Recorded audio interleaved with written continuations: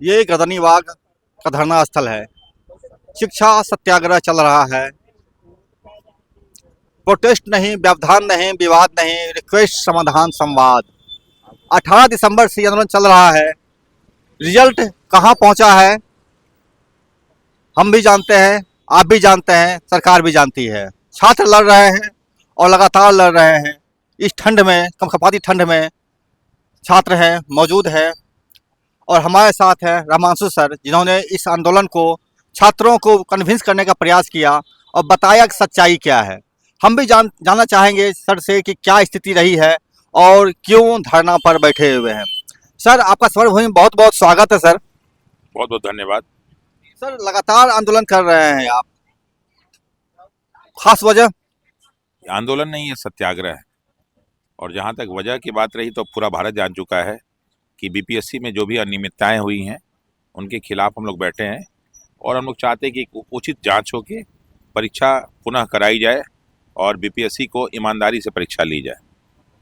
Sir, परीक्षा तो लिया गया था एक 4 जनवरी को, उसमें क्या दिक्कत हो गई? दिक्कत 4 जनवरी की नहीं है, दिक्कत 13 की भी है। ये एक एग्जाम के लिए 2 परीक्षा, माननीय मुख्यमंत्री जी के नियम का विरोध है। उन्होंने कहा था कि एक एग्जाम के लिए एक ही परीक्षा होना चाहिए। दूसरी चीज, ये कोई एंट्रेंस एग्जाम नहीं है। ये बिहार में 200 एसडीएम और 136 डिप्टी एसपी सहित 2000 प्लस जो है भर्ती की परीक्षा हो रही है। परीक्षा का पेपर, अलग अलग सेंटरों पे अनियमितताएं और अनेक प्रकार की गड़बड़ियां। जो सेंटर जब 4 लाख 83 हजार बच्चों का जब एग्जाम लेना था तो बापू परीक्षा परिसर में एक सेंटर बना के ले लिया गया। और जब दूसरा एग्जाम हुआ तो उस एक सेंटर को 22 में क्यों कन्वर्ट कर दिया गया? जी, सिर्फ 12 बच्चों का एग्जाम लेना था। और वो बापू परीक्षा परिसर जिसमें ऑलरेडी पहले 4 एग्जाम हुए थे, 2 एग्जाम जो है सरकारी परीक्षाओं के हुए थे जो पुराने एग्जाम थे, और 2 एग्जाम हुए थे जो निजी संस्था को दिया गया था। तो ये भी प्रश्न चिन्ह उठता है कि निजी संस्था को किससे पूछ के और किस बाइलॉज को जो है क्रॉस करके दिया गया। 5वां एग्जाम बीपीएससी परीक्षा परिसर में जो है, बीपीएससी का एग्जाम हुआ बाबू परीक्षा परिसर में 13 दिसंबर को। और उसमें ऐसी ऐसी चीजें देखने को मिली जो आज तक कभी कभी क्या पूरे भारत के इतिहास में किसी स्टेट में नहीं हुई थी। और फिर 19 दिसंबर को फिर वहां पे पेपर होता है, एक अभियंता का साथ कोई पेपर था या कोई था। 19 दिसंबर को फिर पेपर हुआ। फिर जब 4 जनवरी को पेपर लेना हो तो क्यों नहीं सर जो है बीपीएससी ने वहां पेपर लिया? तो ये बहुत सारी ऐसी समस्याएं हैं जिनकी गहन जांच करके जो भी अगर उसमें गलती दोषी पाए तो उनको जो है अपराधी सिद्ध करके जेल भेजने की जरूरत है। सर, एक मामला उठ रहा लगा था, आरोप लगाया जा रहा है कि छात्र को शिक्षक भड़का रहे हैं। क्या मामला है? बिल्कुल साहब, भड़का रहे हैं। अगर भड़काना होता तो 6 दिसंबर को हम लोग लाठी नहीं खाते। अगर भड़काना होता तो हम लोग 25 दिसंबर को लाठी नहीं खाते। अगर भड़काना होता तो हम लोग जो है 29 दिसंबर को लाठी नहीं खाते। हमारी संख्या हमेशा पुलिस वालों से बहुत ज़्यादा थी। अगर भड़काना होता तो हम लोग यहाँ धरना जो है सत्याग्रह स्थल पे नहीं बैठे होते, हम लोग बीपीएससी ऑफिस के सामने धरना दे रहे होते। क्या भड़काने की परिभाषा यही होती है? क्या 4 तारीख को जो पेपर हुआ उसमें 3 क्वेश्चन गलत नहीं थे? क्या जो 13 दिसंबर को पेपर हुआ और 4 दिसंबर को उसका स्टैंडर्ड बीपीएससी के स्टैंडर्ड का था? क्या क्या 13 दिसंबर को जो पेपर हुआ वो पेपर जो है जो 13 दिसंबर को पेपर हुआ उस पेपर का स्टैंडर्ड बीपीएससी स्टैंडर्ड का था? 13 दिसंबर में जो अनियमितता हुई बाबू परीक्षा परिसर, क्या हमने कराई थी? क्या जो वहाँ इन्विजिलेटर की मृत्यु हुई वो हमने कराई थी? क्या वहाँ जो डीएम साहब ने थप्पड़ मारा वो हम लोग ने मारा था? क्या जो है बंद कमरे बुला के निजी संस्थान के टीचर से डिस्कशन हमने किया था? क्या सारे निजी टीचरों को बुला के जो है आपने नॉर्मलाइजेशन पे चर्चा हमने किया था? ये हमने तो नहीं किया था। क्या टीचरों को जो है ऑलरेडी पूर्व में जो है रंजीत जी जो है जो ऑलरेडी 67th में जो है कल्प्रिट हैं उनको आप भेज के पत्र दिलवाते हैं, टीचरों को बुलाते हैं? आज तक कभी बिहार बीपीएससी में ऐसा हुआ था क्या? और तो आप हमको भड़काने को कहेंगे, गलतियां आप करें। नॉर्मलाइजेशन के मुद्दे पे 6 दिसंबर को जब बच्चे लाठी खा गए और तब आप शाम को घोषणा करते कि हमने ऐसी कोई बात ही नहीं कही थी। इसको भड़काना कहा जाता है कि आपके दोष और आपके अपराध हैं ये। सर के सवाल है, जवाब देना सरकार को है, क्या स्थिति है। और सर, ये बताइए कि कोर्ट गए हैं, कोर्ट में क्या है? देखिए, हम लोग माननीय उच्च न्यायालय में गए हैं। इसके पहले एक एनजीओ के एडवोकेट अभिजीत आनंद ने सुप्रीम कोर्ट में ही बात डाल दी थी और सुप्रीम कोर्ट में चीफ जस्टिस साहब ने इस बात को सुना और उन्होंने कहा कि हम आपकी भावनाओं को कदर करते हैं और पहले आप आर्टिकल 226 के तहत हाई कोर्ट में जाइए और एक प्रॉपर प्रोसीजर फॉलो कीजिए, बाकी तो हम तैयार हैं ही आपको सुनने के लिए। तो फिर जो है हाई कोर्ट में वहाँ वो तो नहीं है, लेकिन यहाँ पे छात्रों की तरफ से और अन्य 2-3 लोग भी शायद जो है इस केस को उन्होंने हाई कोर्ट में फाइल किया और आज उसकी सुनवाई होनी थी, लेकिन हमारे माननीय उच्च न्यायालय में जो न्यायाधीश साहब थे वो सुप्रीम कोर्ट जा रहे हैं, तो वहाँ पे उनकी नियुक्ति हो गई है। तो ऐसे में जो है आज उनका फेयरवेल कार्यक्रम था, इसको डेट को कल दे दिया गया है, तो कल सुनवाई होगी।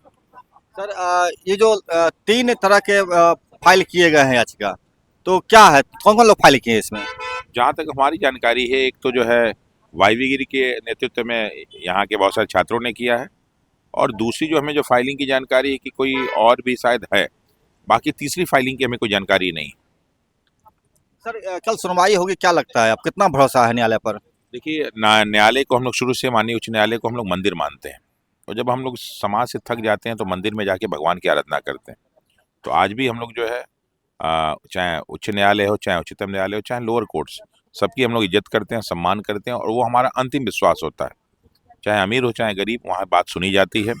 और हम लोग जो इस पूरे अगर 6 दिसंबर से देखें तो हम लोग की जितनी भी चीज़ें थी, माननीय उच्च न्यायालय, माननीय मतलब न्यायालय ने और माननीय जो है न्यायाधीशों ने हम लोग का साथ दिया और चीज़ों को निष्पक्ष रूप से सुन के हमारे पक्ष में निर्णय दिया।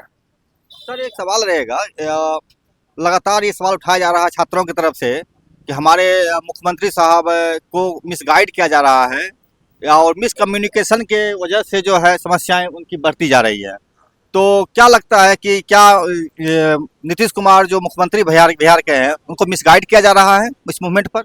नहीं, मिसगाइड नहीं किया रहा। माननीय मुख्यमंत्री जी मानसिक रूप से स्वस्थ नहीं है, उनके एक्टिविटीज़ को आप लोग देखेंगे तो लगेगा कि स्वस्थ नहीं है, तो उनके पास तो इन्फॉर्मेशन पहुंच ही नहीं पा रही है। जब हम स्वस्थ रहेंगे तब चीज़ों को देखेंगे, और तो इसलिए जो है वो बातें न पहुंचने के कारण हम लोग की समस्या का समाधान नहीं हो पा रहा है। इसके पहले जितने भी छात्रों के मुद्दे पहुंचे हैं, माननीय मुख्यमंत्री जी ने एक दिन में उसका सोल्यूशन दे दिया। और जहां तक माननीय मुख्यमंत्री जी का सवाल है, तो हम जानते हैं वो छात्र राजनीति से नहीं निकले हुए व्यक्ति हैं, और बिहार के ईमानदार जो है नेता में उनका नाम आता है आज भी। जब वो शुरुआत में ही पद पे बैठे थे तो उनके 3 नारा थे, सी की बात उन्होंने कही थी, क्राइम, करप्शन और जो है कम्युनलिज्म, और तीनों को उन्होंने रोक लगा दिया था। आज भी उनको सुशासन बाबू के नाम से जाना जाता है, लेकिन जो जो समय बढ़ता है, एक उम्र होती है, उम्र के बाद जो है स्वास्थ्य में परिवर्तन आता है, तो मुझे लगता है कि मानसिक रूप से वो ठीक नहीं है, जिसके कारण वो निर्णय, वरना मैं आपको विश्वास दिलाता हूँ कि अगर 18 दिसंबर को जब हम लोग इस यहाँ पे बैठे और वो मानसिक रूप से स्वस्थ होते और निर्णय लेने में सक्षम होते, तो 19 दिसंबर की सुबह ही हम लोग के जो पेपर में समाचार छप गया होता, एग्जाम को कैंसिल करा के पुनः परीक्षा कराई जाएगी। 67 भी का भी उन्होंने करवाया था तुरंत ही। बिल्कुल, कह तो रहे हूँ कि उन पे तो हमें इतना विश्वास है कि वो जरूर करेंगे, लेकिन समस्या है कि अगर वो स्वस्थ होंगे तब तो करेंगे, लेकिन स्वस्थ नहीं है तो इसलिए नहीं हो पा रहा। ये बहुत बड़ा सवाल है सरकार पर और न्यायालय पर। छात्रों का भी और शिक्षकों का भी अटूट विश्वास है। ये शिक्षा सत्याग्रह की गंगोत्री है, गर्दनीबाग, और यहाँ से निकली चिंगारी पूरे बिहार और पूरे देश को झकझोर कर रख दिया है। देखते हैं कल न्यायालय में सुनवाई है, ये सत्याग्रह का रुख कहाँ जाता है, न्यायालय क्या रिजल्ट देती है। नमस्कार, मैं समर भूमि से रोहित शर्मा। इस कप का पपाटी ठंड में छात्र बैठे हुए हैं, आप देखिए, जुड़े रहिए। नमस्कार।